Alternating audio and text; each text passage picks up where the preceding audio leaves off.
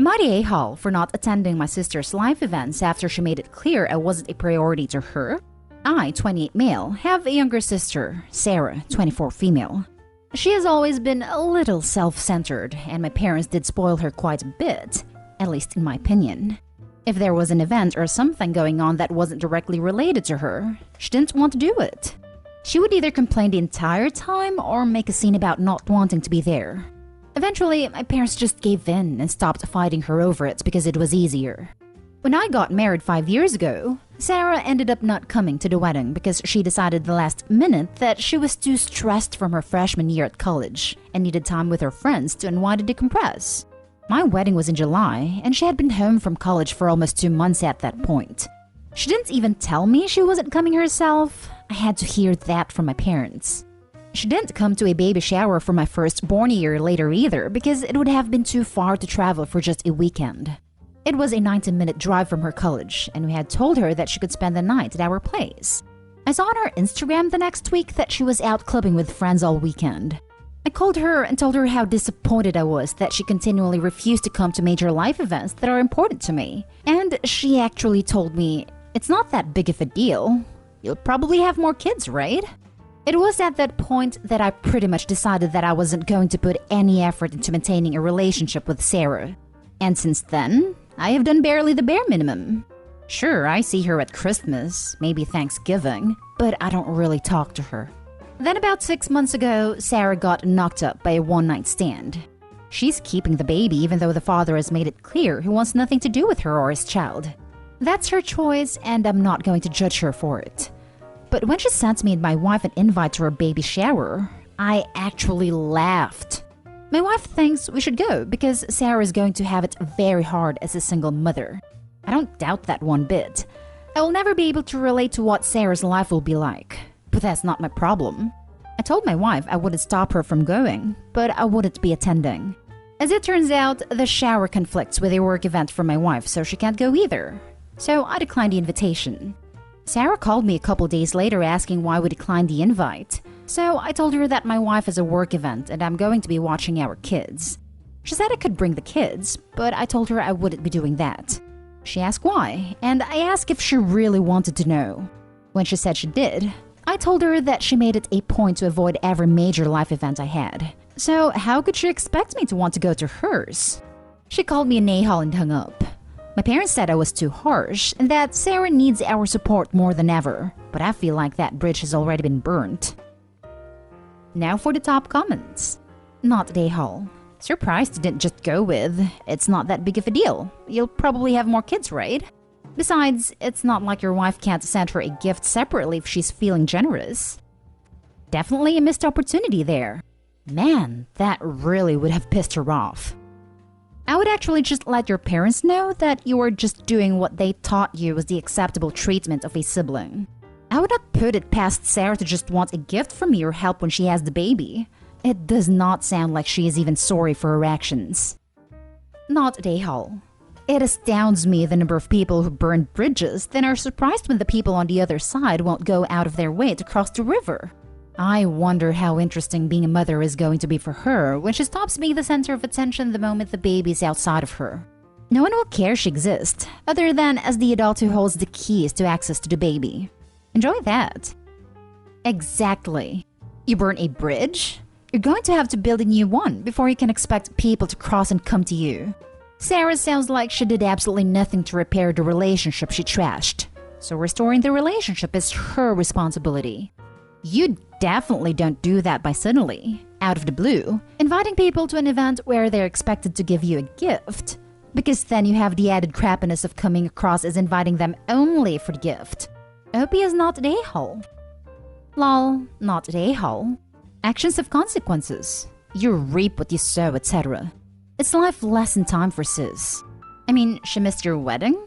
That's not a thing for people who want to have relationships with their family. Tell your parents they can give her a gift with your name on it if it means that much to them. Not an a-hole.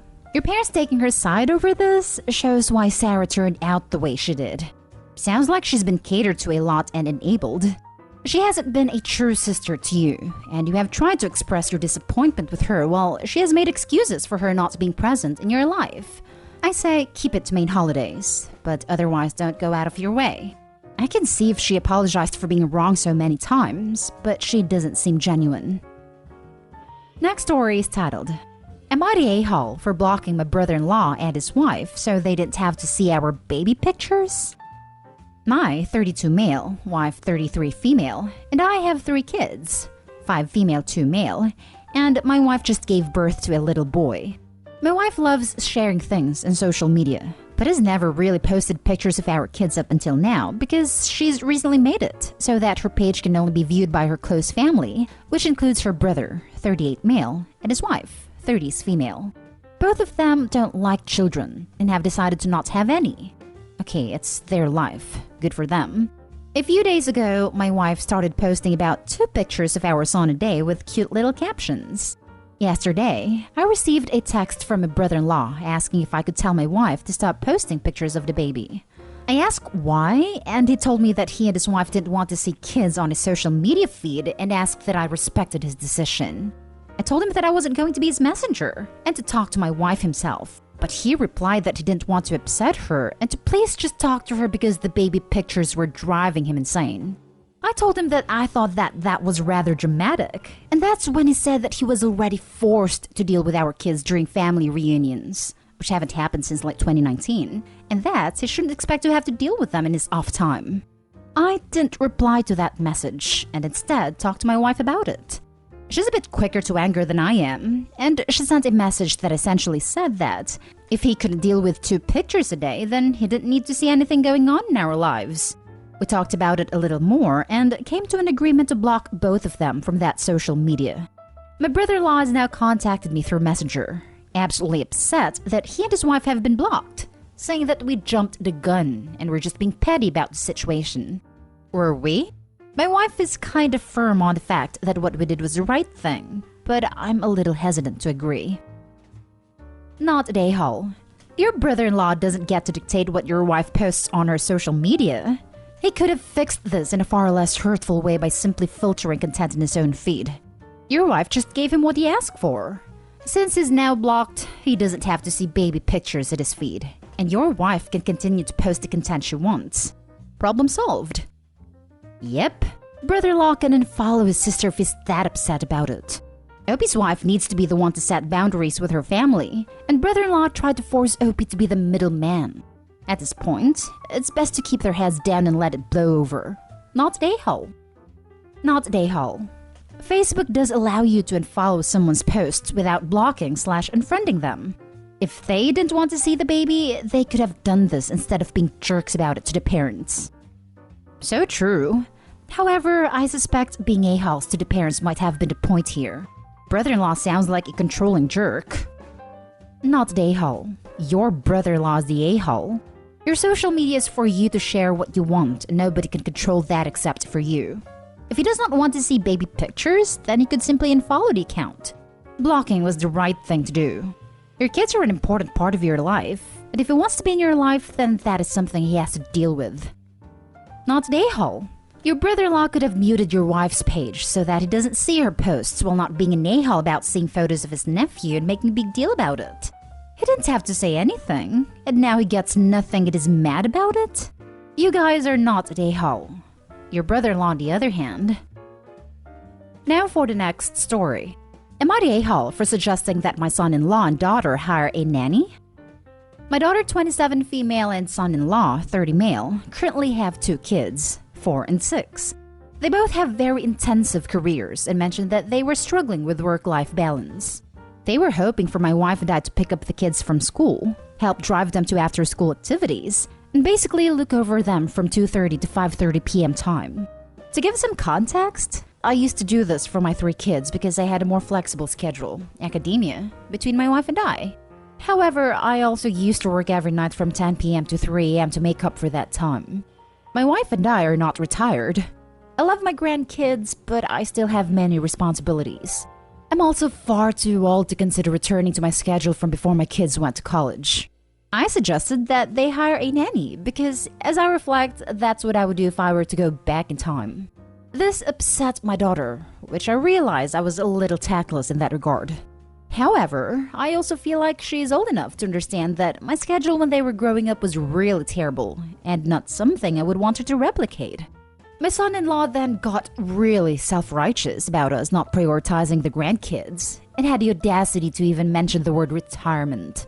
This lack of responsibility for their own kids and the condescending assumption that their time is more valuable than ours really angered me, and we left. Now, I'm wondering if I was out of line with the suggestion, but I feel like that is the solution if they aren't willing to make other trade-offs with their careers or their personal time. Now for the top comments. Not the a-hole. They're acting entitled to your time in a way that you can't provide it anymore, and trying to manipulate you emotionally to get what they want. Exactly. My wife and I live within striking distance of our parents, but only use them as babysitters very sparingly. We have a full-time nanny who travels with us as necessary, and we're even considering a live-in au pair. It's surprisingly inexpensive and a great solution. Furthermore, the plans to hire a nanny and what kind of grandparent involvement there would be all took place before our child was conceived. It sounds like Opie's daughter just assumed they were entitled to their parents' time without discussing any of these plans in advance. Not the a-hole. Grandparents are not free babysitters unless they offered one to be. You have a life outside your kids and their children. You catered your world around them when they were young as you should have. Now that they have learned to coop, it is your time to do as you want. Grandparents are not free babysitters unless they offered one to be. This. I have a friend whose mother cares for her baby 2 days a week so she can go back to work. They could not afford nursery 4 days a week. To do this, her mom had to stop caring for her older sister's kids, and older sister went mental. In the end, the mom was like, I did free childcare for you for 7 years, since kid A was 6 months until kid C was 2. It hurts her now. It was just so entitled to assume her parents would be there forever to take up the slack. Not the a-hole. Your daughter has some serious entitlement going on to think you do for her children what you did for her and her siblings. Your son-in-law needs to take his mouth and shut it. He doesn't get to tell you anything. You didn't raise him, nor did you marry him. Tell them to be parents like you were, and either do it the hard way or get a nanny. The nerve of these grown people acting like you are obligated to provide free. And this is what they want: childcare. If the son-in-law is so interested in retirement, he should consider it himself. He should sacrifice his career for his children, not asking a grandparent to sacrifice. Now for the last story. Am I the a-hole for saying no when my husband's sister asked me to cook after she ran out of money? About 6 weeks ago, my husband's sister and her 3 kids came to stay with my husband and me. His sister was involved in an accident, and upon the release from the hospital needed some help with some stuff, and so we welcomed her and the kids into our home with our kids.